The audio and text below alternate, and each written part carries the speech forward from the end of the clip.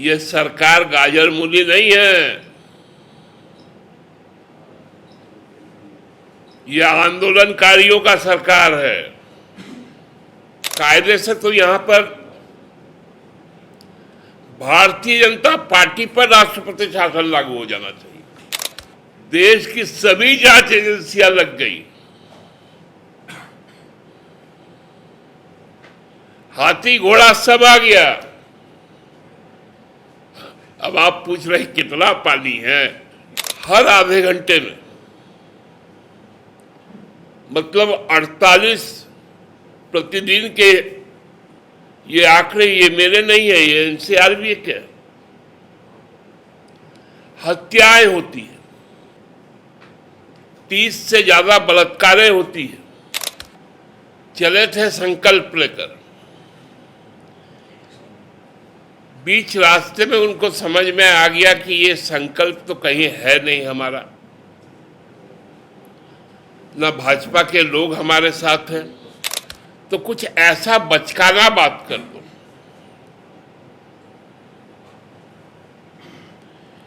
ताकि मुझे एक अखबार में 2-4 कॉलम मिल जाए। भारतीय जनता पार्टी अब ढलान के रास्ते पर है।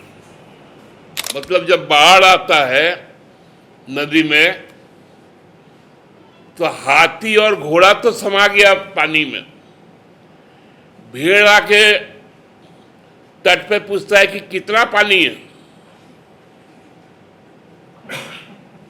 बाबूलाल जी, बड़ा बुरा स्थिति है। आप वो एक तो कौन है ना जो कितना भी बूढ़ा हो जाए लेकिन गुलाटी मारना नहीं भूलता। 5 राज्यों के विधानसभा के चुनावों की घोषणा हो चुकी है और जो लगभग सारे जगहों से जो सूचनाएं मिल रही हैं वो इस बात की ओर इंगित करती है कि भारतीय जनता पार्टी अब ढलान के रास्ते पर है। सभी जगह के जो आरंभिक जो सूचनाएं आ रही है विभिन्न स्रोतों से, चाहे वो जो ओपिनियन पोल कई संस्थाओं द्वारा होता है उसकी विश्वसनीयता पर कभी सवाल भी होते हैं और कभी इस बात को भी कहा जाता है कि कम से कम एक दिशा तो वो तय कर ही देते हैं। उन तमाम सूचनाओं से ये लगता है कि भारत का जो लोकतांत्रिक परंपरा है वो अधिनायकवाद को स्वीकार नहीं करता है।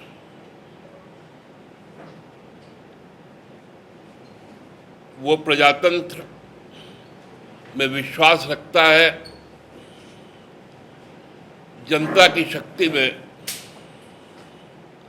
विश्वास रखता है। और यही कारण है कि आज भारतीय जनता पार्टी हताशा में है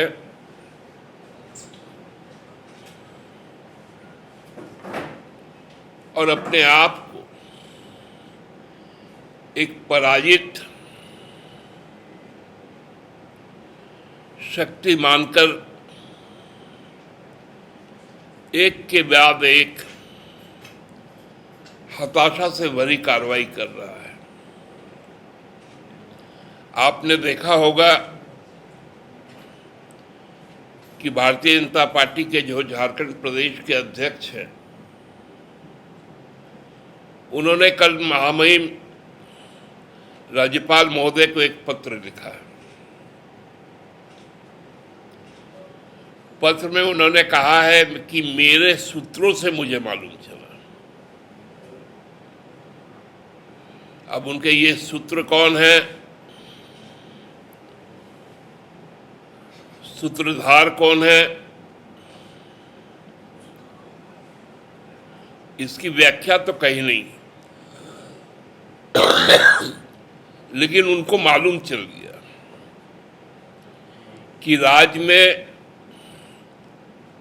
जो सिस्टम है, सिस्टम क्या है ये भी उनको नहीं मालूम,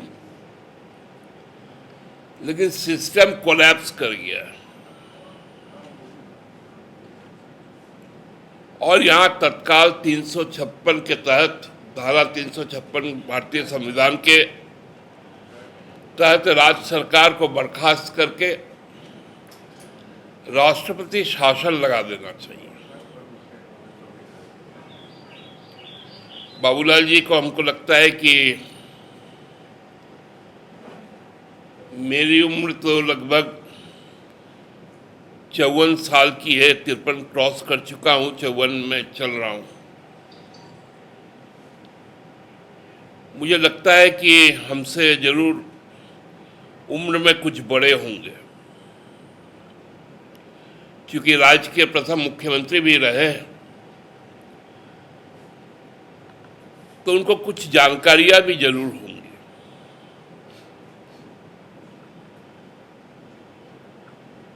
कर्नाटका के पूर्व मुख्यमंत्री एस.आर. बोम्मई जी की सरकार को इसी तरह से बर्खास्त किया गया था और तब यह मामला सुप्रीम कोर्ट में आया था।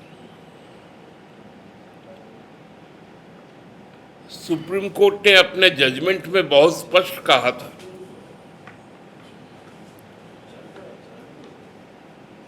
कि सरकार के बहुमत में रहते हुए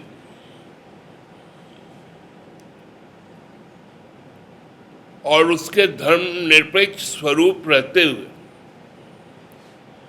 उसको किसी भी तरह से अपदस्थ नहीं किया जा सकता।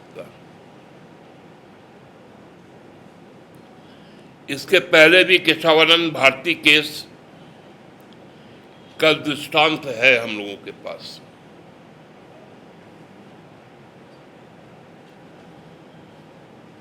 हमको अचानक इस बात से हंसी आ गई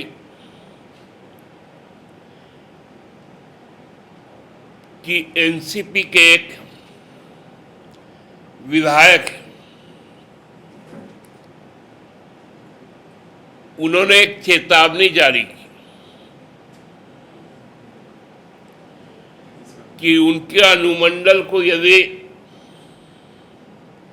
जिला का दर्जा ना दिया गया तो वो सरकार से समर्थन वापस लेंगे।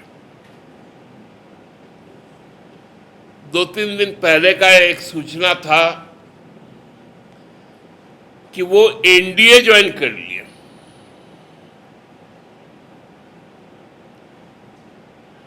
और इसी जो सूत्र है बाबूलाल जी में उत्साह पैदा कर दिया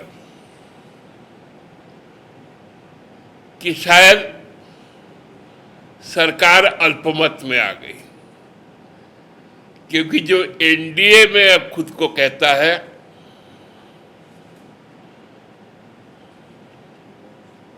वो इंडिया की सरकार को से वापस समर्थन ले रहा है, तो शायद सरकार अल्पमत में आ गई।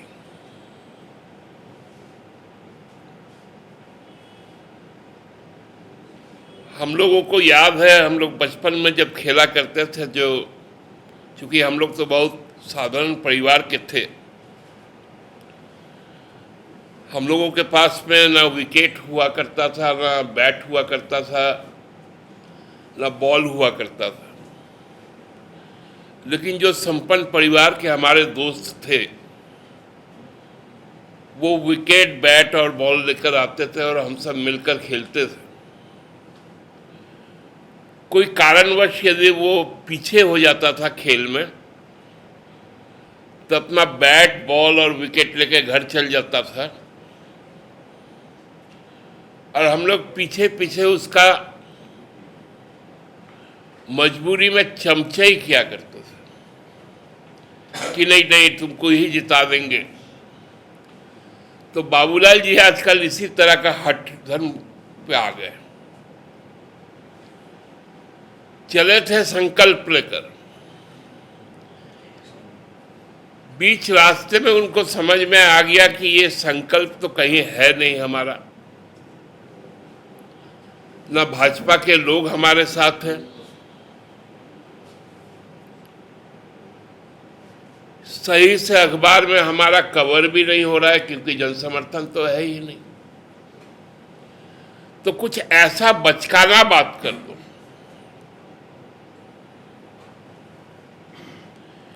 ताकि मुझे एक अखबार में 2-4 कॉलम मिल जाए, इलेक्ट्रॉनिक मीडिया में मेरी तस्वीर दिख जाए। तो उन्होंने एक पत्र लिख दिया, बोले क्राइम बढ़ गया।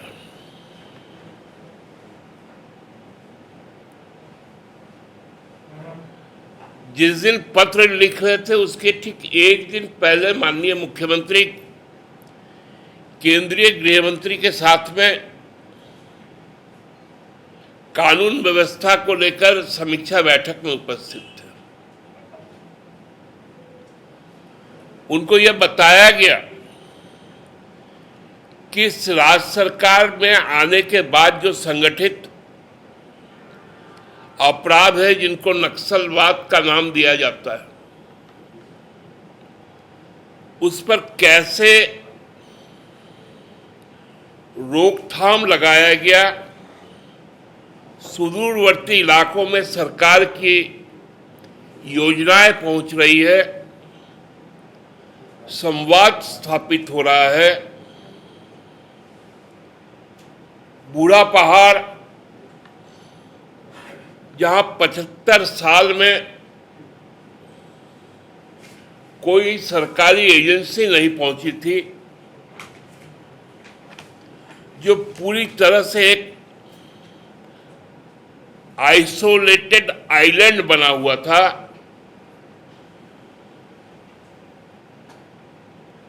वहां सरकार पहुंची, मुख्यमंत्री पहुंचे, सरकार के कल्याणकारी योजनाएं पहुंची और वो संपूर्ण इलाका अब उन्मुक्त वातावरण में जी रहा है।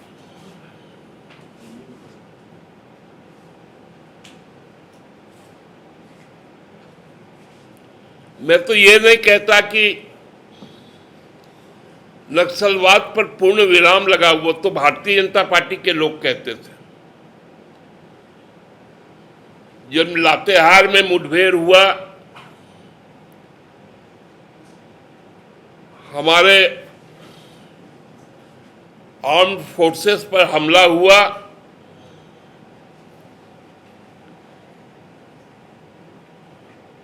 तब रघुवर जी कहते थे कि हमने नक्सल समस्या का समाधान कर दिया, बकोरिया कांड कर दिया। जो दिग्दर्शन का जो फर्जी सरेंडर हुआ, उसका उदाहरण गिनाने लगे थे।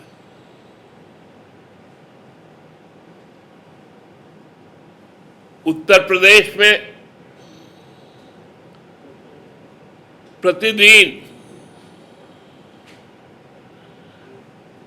औसत निकाला जाए, क्योंकि प्रदेश भी बड़ा है, क्षेत्रफल भी बड़ा है, हर आधे घंटे में, मतलब 48 प्रतिदिन के, ये आंकड़े ये मेरे नहीं है, ये एनसीआरबी के, हत्याएं होती है।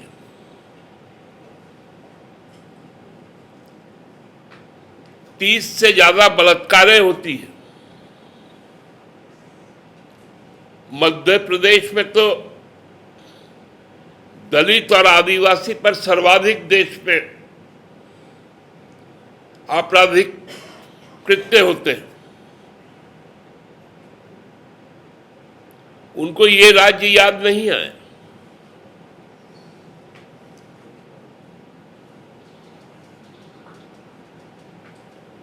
जब उनके शासनकाल में भारतीय जनता पार्टी के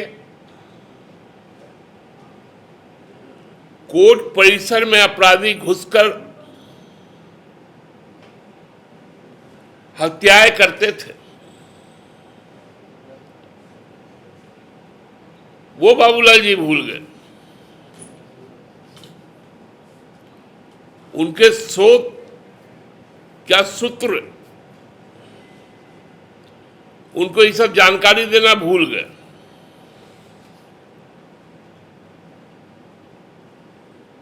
रघुवर जी तो उनको नेता ही नहीं मानते। आज भी जमशेदपुर में यदि कोई भारतीय जनता पार्टी का कार्यक्रम होता है तो पोस्टर से बाबूलाल जी हटा दिए जाते हैं। ये तमाम हताशाएं उनको एक हल्का आदमी बना दे रहा है। जो प्रदेश अध्यक्ष बन गए,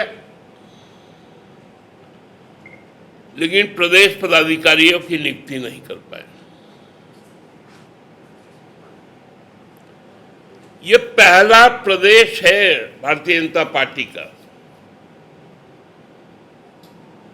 जो 4 साल के बाद भी अपना विधायक दल का नेता नहीं बना पाया। कायदे से तो यहां पर भारतीय जनता पार्टी पर राष्ट्रपति शासन लागू हो जाना चाहिए कि तुमने संसदीय परंपराएं समाप्त कर दी।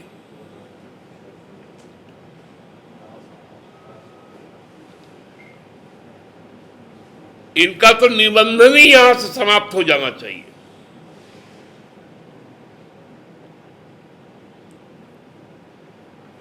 जो सरकार को ये नहीं बता पा रही है कि जो जरूरी, जो संवैधानिक संस्थाएं हैं, जहां पर विपक्ष का नेता का एक स्थान है, वो तय नहीं कर पा रही है। विधानसभा ने अपने स्तर पर कई बार आग्रह किया है कि आप अपने प्रतिनिधि को नियुक्त करें। सरकार ने आग्रह किया कि हम संवैधानिक संस्थाओं का गठन नहीं कर पा रहे आपके कारण, आपके विफलता के कारण, कि आप अपना प्रतिनिधि नहीं चुन पा रहे।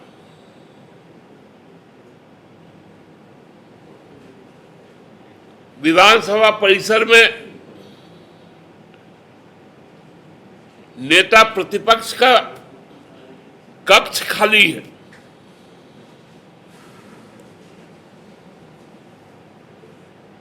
उनके लिए जो वाहन अंकित है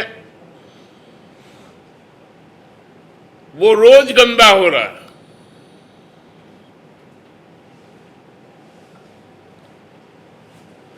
उनके सचिवालय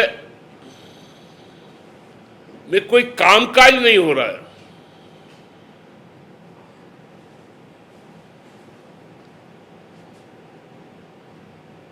और वो व्यक्ति हम लोगों को, राज्यपाल को अनुरोध कर रहा है कि चाचा यह राष्ट्रपति शासन लगा दीजिए।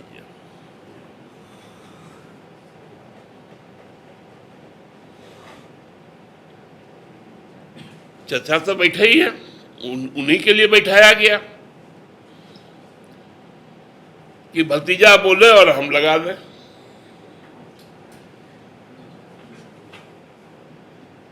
ये सरकार गाजर मूली नहीं है, ये आंदोलनकारियों का सरकार है। बांग्ला में एक कहावत है, हाथी घोड़ा गैलो तौल, भेड़ा है बोले कतो जोल।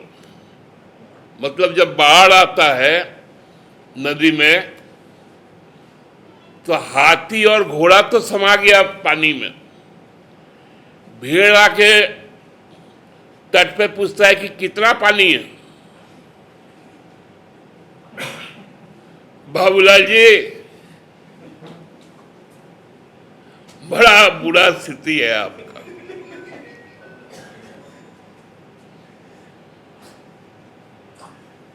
देश की सभी जांच एजेंसियां लग गई, हाथी घोड़ा सब आ गया। अब आप पूछ रहे कितना पानी है। ऐसा प्रहसन मत कीजिए। लोकतंत्र मर्यादा से चलता है, संविधान से चलता है। आपके इस तरह के राजनीतिक नौटंकी से नहीं चलता।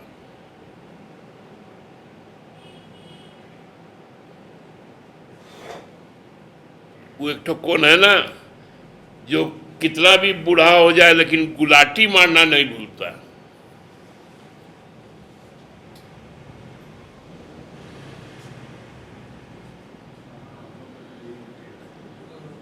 तो जहां जन्म हुआ था छोड़ के वनवास के लिए 14 साल गए थे, लेकिन जैसे ही वापस आए तो काहे को भूल जाए कि संस्कार मेरा क्या है।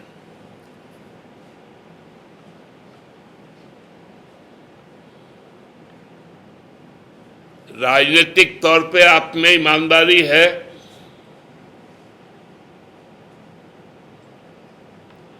तो अब संघर्ष के रास्ते पे आए, हमसे राजनीतिक मुद्दों पर चर्चा करें, सवाल करें। हमारी कोशिश होगी कि आपको संतुष्ट करने की। यदि इस तरह की अनाप शनाप बातें करेंगे तो हम तो नहीं, इसी 23 में 5 राज्यों की जनता और 24 में पूरे देश की जनता भारतीय जनता पार्टी को जवाब देगी।